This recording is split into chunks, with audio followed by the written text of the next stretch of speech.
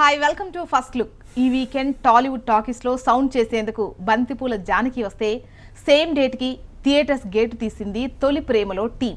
ఇక ఇదే ముహూర్తానికి 100 Days of Love అంటూ రొమాంటిక్ కిక్ ఇచ్చేందుకు వచ్చింది మలయాళ డబ్బింగ్ మూవీ. మరి ఇందులో ఏ సినిమాకి ఏది ప్లస్ అయింది, ఏ మూవీకి ఇంకే మ్యాటర్ మైనస్ మార్కులు పడేలా చేస్తోంది. మొత్తంగా ఈ సినిమా రివ్యూ అందించేందుకు సిద్ధంగా ఉన్నారు సీనియర్ జర్నలిస్టు ప్రభు గారు. నమస్తే sir, welcome to our studio. And ఇంకెందుకు ఆలస్యం, let's zoom on first look. Dhanraj and కోతో కలిసి బంతిపూల జానకంటూ వణికించేందుకు వచ్చింది హీరోయిన్ దీక్షా పంత్. కామెడీ జానర్లో థ్రిల్ చేసేందుకు మరో ఫ్లేవర్ని యాడ్ చేసింది ఫిల్మ్ టీమ్.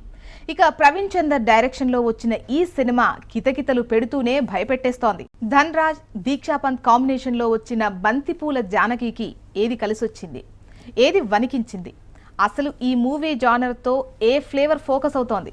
అండ్ చెప్పండి ప్రభు సార్, సినిమా చూసొచ్చారు, బంతిపూల జానకి అసలు ఎందుకు ఈ టైటిల్ పెట్టారు, ఏంటి కథకి టైటిల్కి ఏంటి సంబంధం? హీరోయిన్ పేరు జానకి.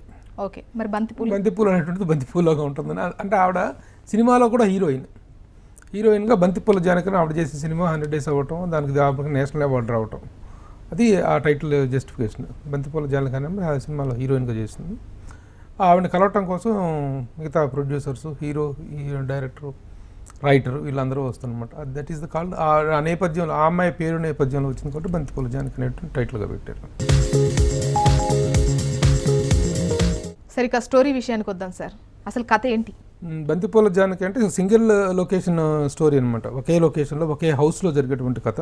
హీరోయిన్ డోర్ తీసుకుని లోపలికి వస్తున్న ఆ అమ్మాయి యొక్క మేనేజర్ ధన్రాజ్, ఆ ఇద్దరు లోపలికి వస్తారు. ఆల్రెడీ అక్కడ దొంగ ఒకటి చేరి దొంగతనం కోసం ట్రై చేస్తూ ఉంటాడు. ఇల్లు లోపలికి రావడంతో వాడు పక్కకు దాక్కుంటాడు, లోపల ఇంట్లోనే దాక్కుంటాడు. ఈ లోపలికి వచ్చినప్పుడు న్యూస్ ఏంటంటే వీళ్ళిద్దరు మాట్లాడుకుంటూ వచ్చే న్యూస్ ఏంటంటే ఆ అమ్మాయి నటించేటువంటి సినిమాకి నేషనల్ అవార్డు వచ్చింది. ఆ అమ్మాయికి బెస్ట్ హీరోయిన్గా నేషనల్ అవార్డు వచ్చింది. రేపటి నుంచి మన ఇంటికి ప్రొడ్యూసర్స్, డైరెక్టర్లు క్యూలు కడుతుంటారని చెప్పేసి మాట్లాడుకుంటూ ఉంటారు.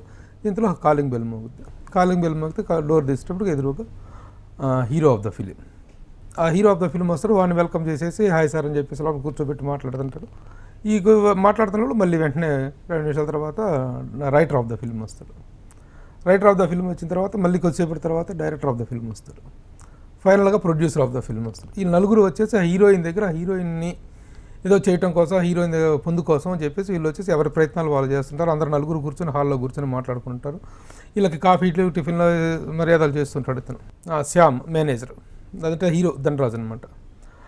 అయితే ఈ క్రమంలో ఒక్కొక్కడు లోపలికి వెళ్ళటం, ఈ అమ్మాయి వంట చేస్తూ ఉంటే కిచెన్లోకి వెళ్ళిపోయి వంట చేస్తూ ఉంటే వెనక నుంచి వెళ్ళిపోయి ఫస్ట్ హీరో ఆ అమ్మాయిని టికిల్ చేయబోతాడు. టికిల్ చేయబోయేటప్పుడు ఆ అమ్మాయి ఏంటిది ఇలా మిస్బిహేవ్ చేస్తావేంటి నాది అని చెప్పేసి ఆ అమ్మాయి చిన్న ఫైట్ జరుగుతుంది. ఆ అమ్మాయిని పట్టుకొని అలా తోసేసినప్పుడు ఆ తోపుడికి వెళ్ళిపోయి అతను వెనక్కి వెళ్ళిపోయి దడేళ్ళ గోడకు కొట్టుకొని కింద పడిపోతాడు. తల పగిలిపోయి బ్లడ్ వచ్చేస్తుంది. ఇక ఆ డెడ్ బాడీని ఏం చేయాలనేటువంటి ప్రయత్నంలో ఆ అమ్మాయి రకరకాలుగా ఆ డెడ్ బాడీని దాచడం కోసం ప్రయత్నిస్తాం.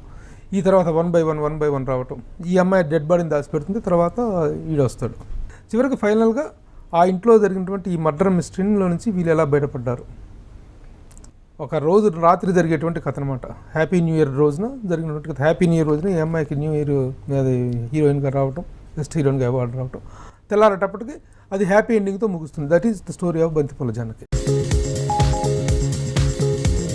ఇక ఈ సినిమాలో చూసుకున్నట్లయితే జబర్దస్త్ టీం మొత్తం ఆల్మోస్ట్ అందరూ ఉన్నట్టుగా అనిపిస్తోంది. మరి ఎవరి పర్ఫార్మెన్స్ ఎలా ఉన్నాయి సార్? ఇక్కడ పర్ఫార్మెన్స్లకు పెద్ద స్కోప్ ఉన్నటువంటి క్యారెక్టర్ ఏం కదా. యాక్చువల్గా బంతిపూల జానకి టైటిల్ రోల్ చేసినటువంటి అమ్మాయి దీక్ష, ఆ అమ్మాయికి మాత్రమే కొంత పర్ఫార్మెన్స్ చేయడానికి అవకాశం ఉంటుంది క్యారెక్టర్. ఎందుకు కాన్ఫ్లిక్ట్ అనేటువంటిది ఆ అమ్మాయి క్యారెక్టర్లో ఎక్కువగా ఉంటుంది. ఆ కాన్ఫ్లిక్ట్ ఓరియంట్లో ఆ అమ్మాయి పాత్రకి కొంత ధనరాజు క్యారెక్టర్ తప్ప మిగతా ఆర్టిస్టుల పర్ఫార్మెన్స్ గురించి చెప్పుకోవాల్సినటువంటి క్యారెక్టర్స్ ఏమి లేవు. బంతిపూల జానకి ఈ సినిమాను ఒక ప్రయోగంగా చెప్పుకోవచ్చు సార్. లొకేషన్ వైజ్ చూసుకున్న, బడ్జెట్ వైజ్ చూసుకున్న, ధనరాజుని హీరోగా చూడడం అంటే ఇవన్నీ ఎలా అనిపించింది? యాక్సెప్టబుల్గా అనిపించిందా, లేకపోతే ఈ ప్రయోగం సక్సెస్ అయినట్టు మీకు అనిపించిందా?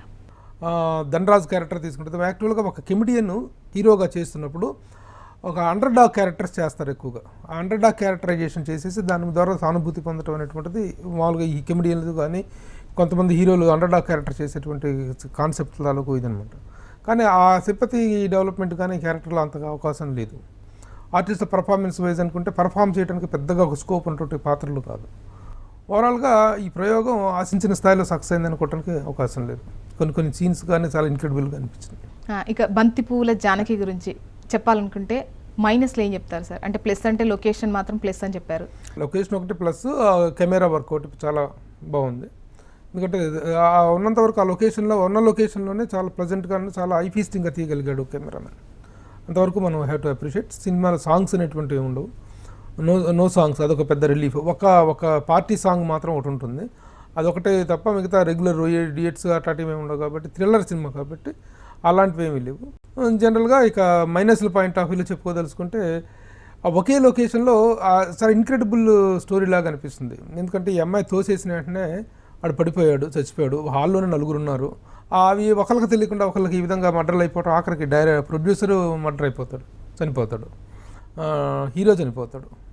ఇది అక్కడికి వచ్చింది. ఈ సినిమా హీరో కాదు, కథలో హీరో అండ్ కథలో ప్రొడ్యూసర్ చచ్చిపోతాడు, రైటర్ ఆత్మహత్య చేసుకుంటాడు. ఇన్ని లొకేషన్ ఇన్ని జరుగుతున్నా కూడా ఒకళ్ళు పక్క వాళ్ళకి కూడా తెలియకుండా జరుగుతున్నాయి అనేటువంటిది కొంచెం ఇన్క్రెడిబుల్గా అనిపిస్తుంది. ఏ పార్ట్ అయితే ఒక థ్రిల్లర్గా తీసుకున్నారు కాబట్టి ఆ థ్రిల్లర్ త్రూ అవుట్ ద మెయింటెనెన్స్లో కొంత లోపం కనిపిస్తుంది. మరి ఈ సినిమాకు మీరు ఇస్తున్నటువంటి grade? It's just an average film.